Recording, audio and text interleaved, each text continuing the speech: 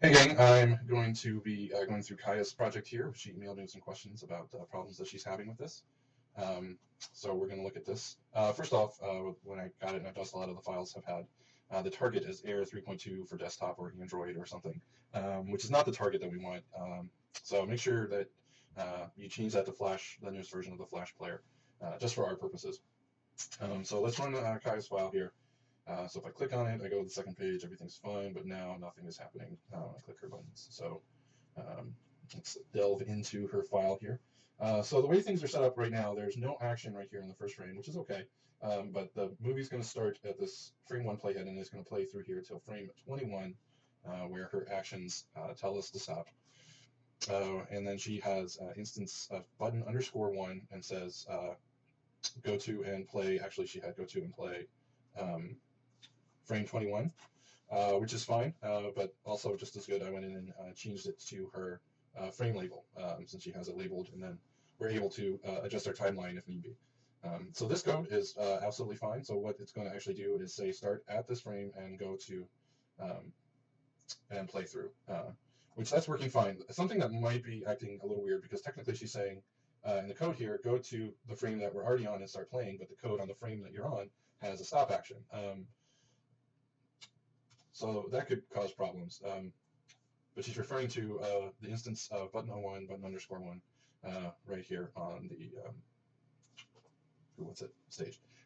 So that will tell the playhead to move ahead, and then she'll come to this next actions frame, which tells her to stop. However, she's referencing button underscore 1 again, and as she has a new keyframe here, she's created a second instance of button underscore 1, and Flash just generally does not like it when you have two of the same instances. The whole kind of point of that is to be able to reuse your symbol, but to say this is version number 1 of my symbol, version number 2 of my symbol. So I think if we simply change this to button underscore 2 and come back into your code and make that update here so that it's referencing button underscore 2 instead of button underscore 1, that could help us out a little bit. So here we go to the next page, and there we go on ahead.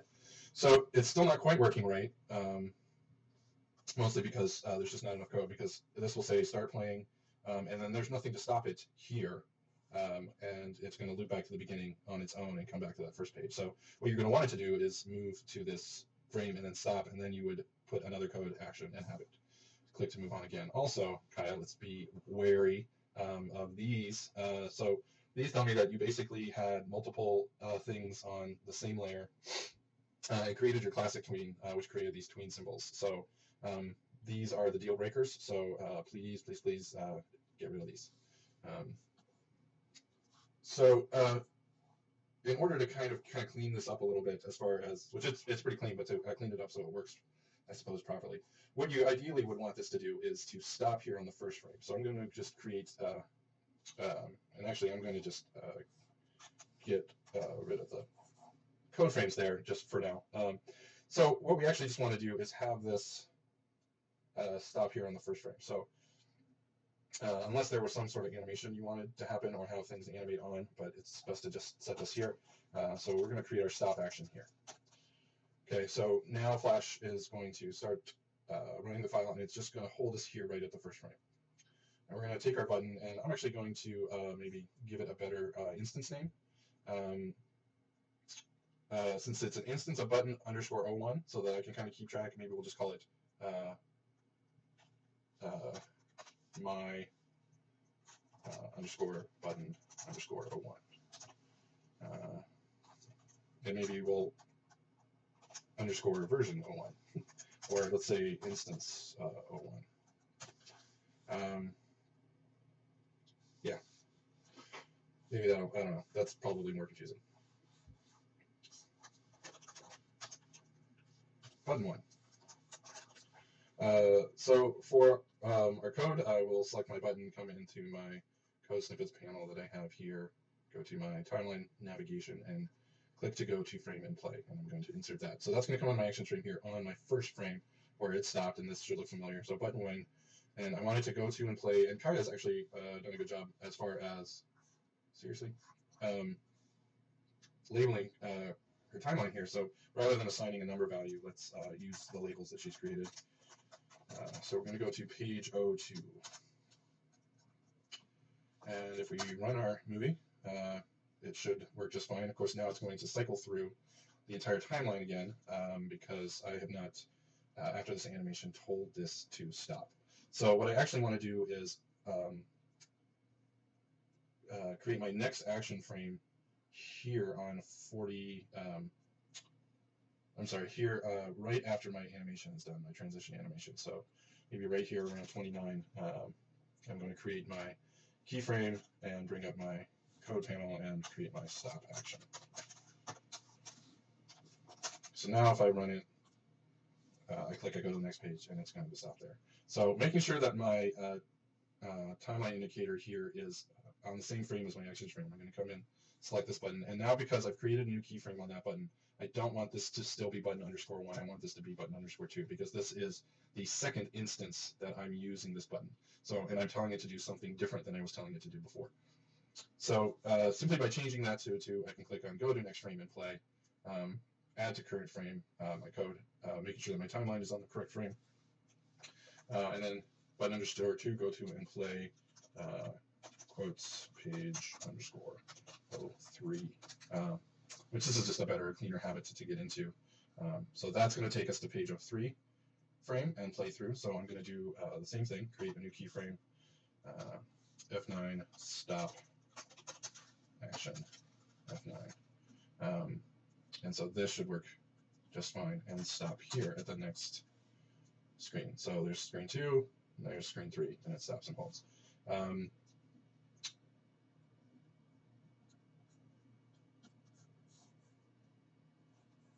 So now I'm going to, again, now this is the third instance of my button. So this actually needs to be button instance button underscore 3. Again, click to go to frame and play, button underscore 3, and it's going to go to the frame called back.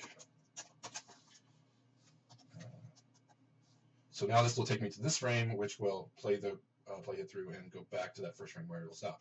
However, the other problem here is that the initial page is not being animated into place, so it's just going to pop there. So let's grab these. I'm going to copy, come back here, hit F7, hit Control Shift V, and I'm going to want them in place right here. But here's the problem. Here's why she's getting the tweens is that we have this, which is already a tween, even though there's no actual animation on it, and then this, which is her contacts. So if I come in here, this is a group. So I'm going to break that group apart. So I'm going to, I've broken that group, that tween apart, and now it's just a group. And this is her movie clip of contacts. So I'm going to select this group and hit F8 to create a new movie clip for this. And those are, you know, maybe bottom icons. 1, click OK, make sure that's a movie clip. Now I'm going to shift select both of these movie clips and put them into another movie clip, which is going to be my maybe UI and underscore page 01. Click OK. And now I can move this as a single unit. So get rid of that first keyframe. So now I have create my classic tween, come back here to my first frame and move this off. Now I'm going to control select between these two classic tweens and come to my custom ease in, ease out panel and click quick reset and create my ease in, ease out and click OK, and that should have updated both of them. It did. So click on my button, click on button, click, and we're back to the beginning. So that's the quick fix on which problem that she had. What would be nice to see in something like this is maybe kind of some rollovers around here that are inside these movie clips, or some animation going on inside of these little buttons. Maybe these actually be buttons where I could click and go to a Facebook page or a Twitter page. I don't even know what these are. I'm too old. I don't even know what's. Ooh, but there is a cell phone number here, people. So please call that and see what happens. Yeah, and that's the fix for that. So here's how I've kind of reset up my actions timeline, and again, making sure that each new thing that I want my button to do, I've given it a new instance name. So if you think of each time you want it to do something different, it needs a new instance name. Alrighty, I hope that is helpful for you guys.